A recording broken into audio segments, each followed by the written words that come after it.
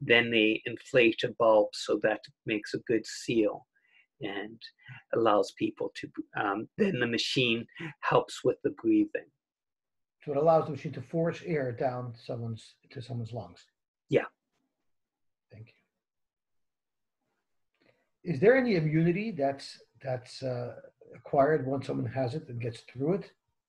So yeah, generally people feel that you can only get infected once, and then after that you're safe. There's been some questions about a couple cases where there may have been people got reinfected, but the thought is probably they just went fully over it and then they got tested again and were positive. But generally it's thought you get it once, and after you fully recovered, you should be here for your life.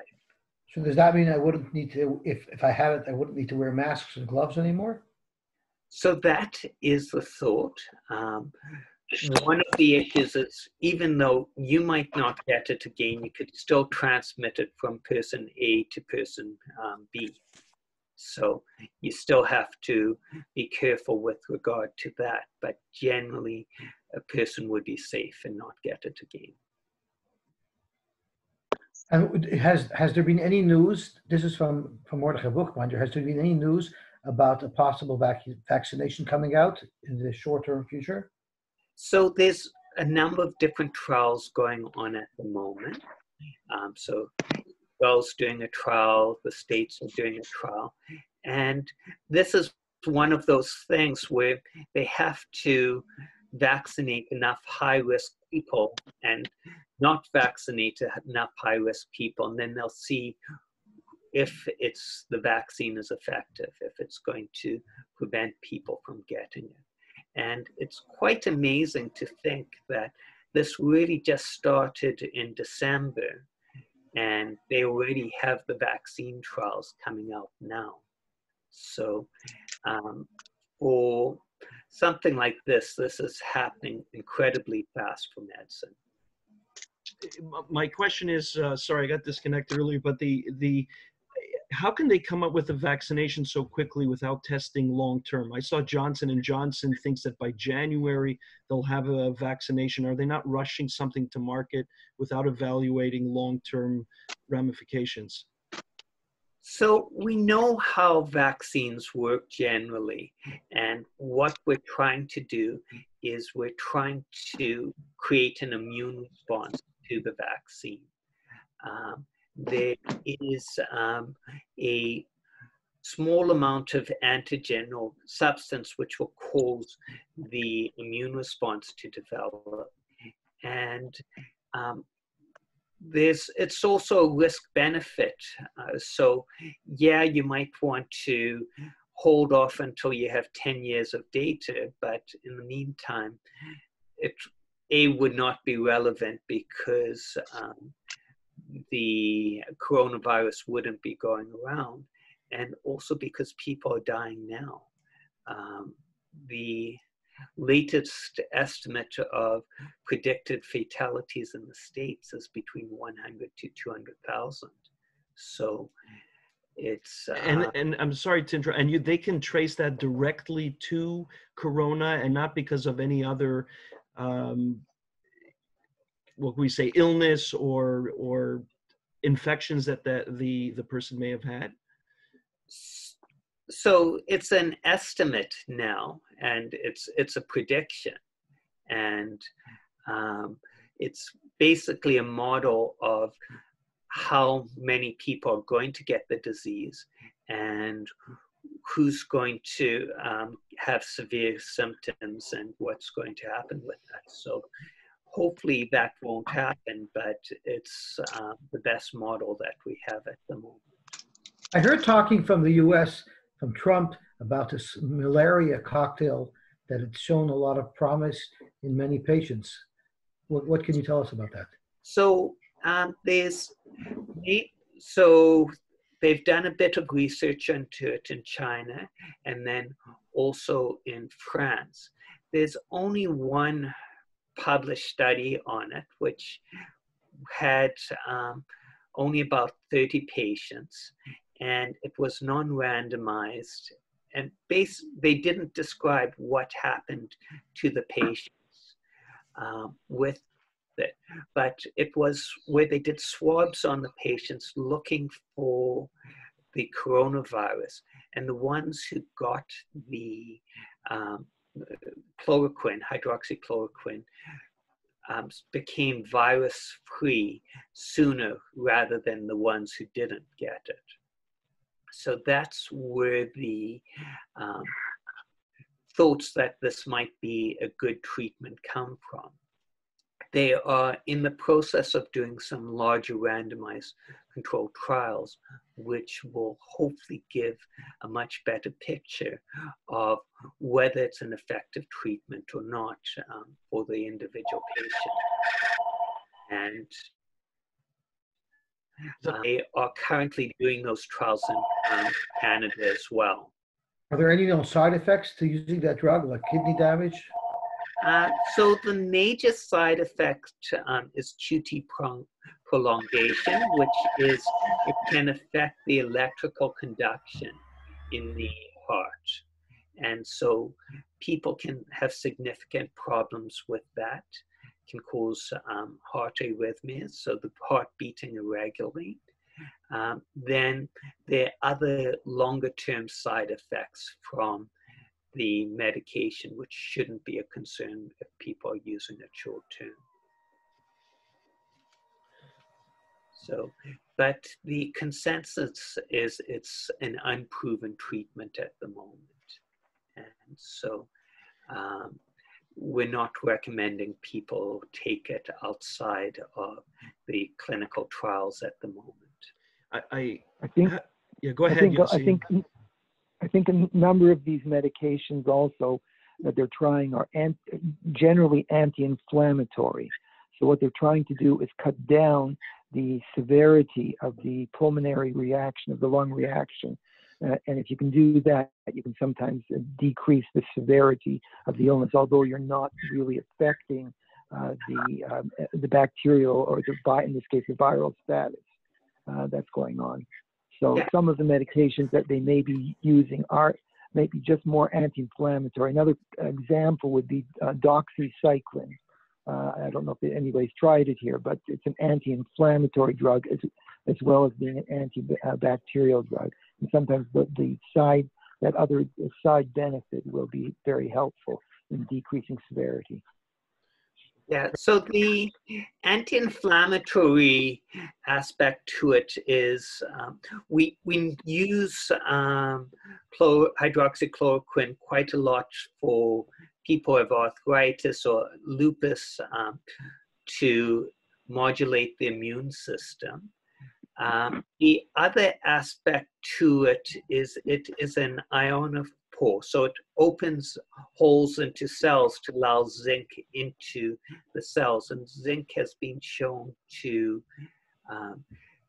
block the RNA transcriptase, the reproduction of the coronavirus inside the cells. Now, taking zinc by itself doesn't really help much because it doesn't enter into the cells. But that is one of the theoretical ways that hydroxychloroquine can help. There is... So taking the zinc tablets on their own as a supplement does not help at all? There's no evidence that it does help. Unless somebody is deficient in zinc, there's no evidence. Though we do find that zinc lozenges do help with the colds and other viral infections. So possibly it might help, but generally the consensus is it won't help that much. And vitamin C Doc, is... Go ahead. How long does this virus stay on surfaces? Is there any? Yeah, there are. So it depends on what the surface is. On plastic or metal, it can stay active for up to 3 days. Cardboard, I think it's about 1 day. and cloth and other things that's in the hours that it is active. After receiving this virus, how long is one still contagious? So the ideal way to check that is to do swabs to make sure that that there's no virus being shedded. Because of limited resources, we don't really do that. And in the States, they're recommending that healthcare providers could go back after 7 days of having the infection and being 3 days symptom-free. In Canada, we're recommending 14 days from when the symptoms start. From when the symptoms start or from when they end? From when they start. As long as people have been symptom-free for at least 72 hours. Is that the normal life of a virus, or is this one have extended with zoichet arichos yamim? This virus seems to be living longer than the average virus. It really depends. So, hand, foot, and mouth, people can be still infectious for up to 6 weeks after they've had the infection. So each virus has its own life cycle. Now, one of the good things about this virus is it's very sensitive to any sort of sanitizer. So soap and water will kill it immediately. Purell will kill it immediately. Dilute bleach, so 1 in 6 dilute bleach, you can spray on things and that will kill it. So as long as you're doing proper cleaning, that will prevent you from getting it. So there was a very good hour-long presentation by Dr. David Price from New York. He's an ICU doctor, and he was very confident if people take the proper precautions, they won't get it. And so that is carrying Purell around with you. And if you touch a doorknob, put the Purell on. If you touch anything, put Purell on, and you have your safe home environment where you're safe, and whenever you go out, you have to constantly be cleaning your hands and avoiding touching your mouth, your eyes, your nose. I heard of a lot of people that got it, yet the rest of their family don't automatically get it. Yeah. How could we explain that if it's so contagious? So one is possibly their family do get it, but they're just in very mild symptoms. The other thing is possibly they were using proper precautions. So if the person who gets it isolates themselves, and if whenever they go out of their room, they should either be wearing gloves and a face mask and using Purell all the time. That's actually where face masks really do help, is having the sick person wear face masks. So if they cough, it's preventing the transmission of it. Have you started? Do you think there's more than one subspecies of the virus going around? It seems to be that there's sort of a bimodal incidence that we're seeing, with one group being the elderly, and the other one being much younger. I mean, maybe just an instance of susceptibility, but I'm just wondering if there's a possibility of more than one subspecies of virus that's circulating. Okay, so I think that was a couple questions. The first is there are mutations going on with the virus, but I don't think they are that substantial as of yet. So people will, if they get infected by one strain of it, they should be immune to all the others at the moment. And the mutations are fairly minor, so that shouldn't be affecting it.